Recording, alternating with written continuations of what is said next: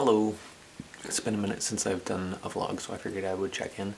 I'm gonna start with just like where I'm at, and then I'm gonna talk about some stuff that I brought up before. So I am now 2 months into hormone replacement therapy. When I first started on HRT, like the most significant change was just that like for about a week everything was like very, very vivid. I noticed that all of my senses, just like from where they were, seemed way more intense, and like my sense of vision, like everything seemed more crisp and colorful. Like I can smell stuff that I couldn't smell before, like I'm smelling everything, and that's really weird. Like my skin is more sensitive, and also my skin is softer than it was before, and all of that happened like pretty quick, like surprisingly quick. And I didn't want to say anything because it's like, you know, is this all in my head? Is this actually happening? And like it's sustained over the course of time, so like no, these are things that happened. I hadn't wanted to talk about it because like I've been in a funk. I don't know how much of this is speculation or how much science there is behind this. My testosterone has dropped when I've talked to other girls about this. Just like your energy levels also drop a lot. So it's just really interesting for me to like feel like before it'd be like really easy for me to like go and do stuff, and actually like as I started on the spironolactone, even though my overall energy dropped, like initially I actually got angry a lot more and like really easily. So that was interesting. I guess to kind of counter that, I've started going to yoga classes, which I have been like, sometimes I'll go, sometimes I won't go, just depending on my energy levels. There's the cat.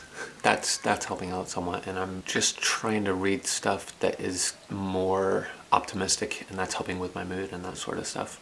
Beyond that, I've got these couple projects that have basically been in my head since 2007, and I haven't really done a whole lot with them. For various reasons, I've tried doing forms of them in other projects which hadn't panned out. I'm going to start pushing more of that.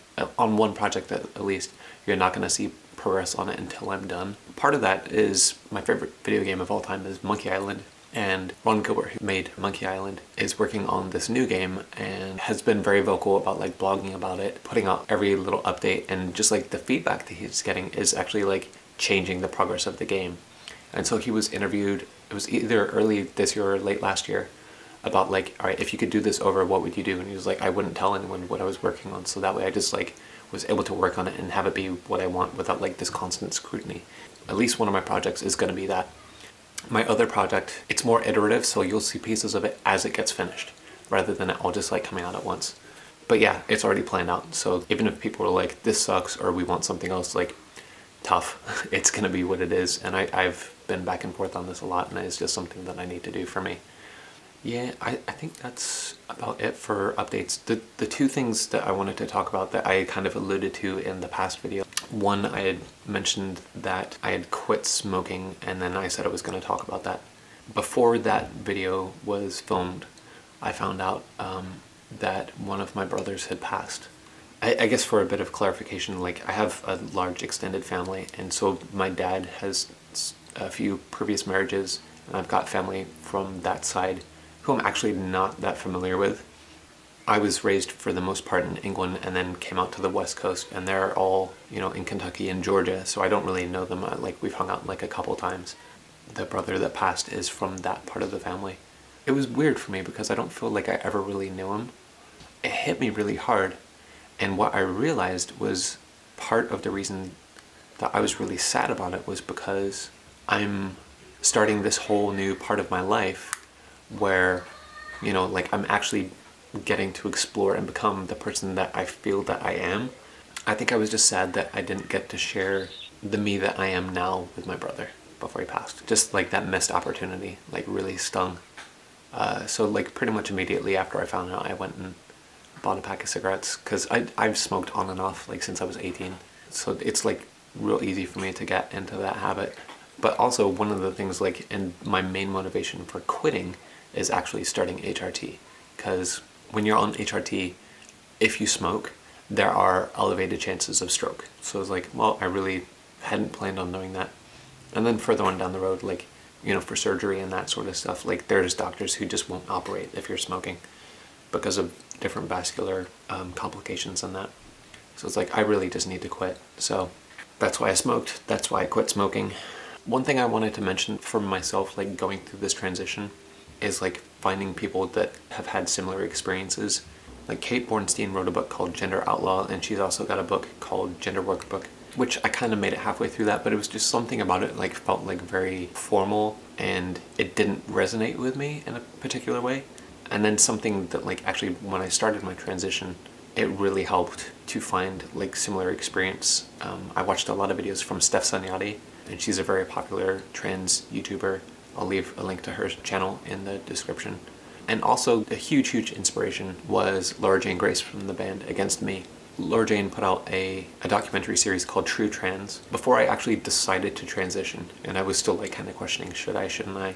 What do I actually do about this? I watched that series, and there's an episode where Our Lady J is like, if I were just like by myself in a desert, how would I see myself? Like, how would I want to be? And the answer was, I see myself as a woman. And I asked myself the same question, like if there were no one around, it was just me, like what would I want to do? And I came to the same conclusion. So that was like the thing that, yes, I want to transition now because I'm clear on that now. So that was a huge help. Also, last year, Laura Jane Grace put out a book, her autobiography, and it was not an easy read for me. Like, I grew up playing punk rock and listening to punk rock. You know, I've read stuff like Henry Rollins' Get in the Van, which is also not an easy read, but for a different reason, because it's very depressing. But reading Laura Jane Grace's autobiography was very difficult because it was like reading my life story. Like, she's talking about when she was a kid, and like her dad was in the military and they moved a lot, and like, yes, that's all me. And then just like having authority issues where like I never got arrested or did anything like that, but like my dad was an MP, my sister's a cop. Nothing against that. When I was a kid, like I went along with a lot of stuff that like didn't feel right because I didn't know that I could say no. People would just like talk over the top of me or like shut me down, so I didn't express myself a lot. That internal repression just kind of like turned into like authority issues later. That was very similar. Issues with drugs, very similar. The falling in love with punk rock and the freedom that that represented, like that was very similar. It's just like all these similarities and just like, holy shit. Yeah, in a way, like if you want to know generally about my life, read that book because it's eerily similar. If you're still watching, thanks. Sorry for going so long without an update. I'll do my best to do these more often, or maybe it would be useful to someone. Just like if I had done this a month ago, it probably would have just been a bunch of me crying. So yeah, I'll try and be more frequent on these, but we'll see how it goes. Yeah, if you got any questions, leave me a comment in the section below. All right, thanks for tuning in. I will see y'all later. Peace.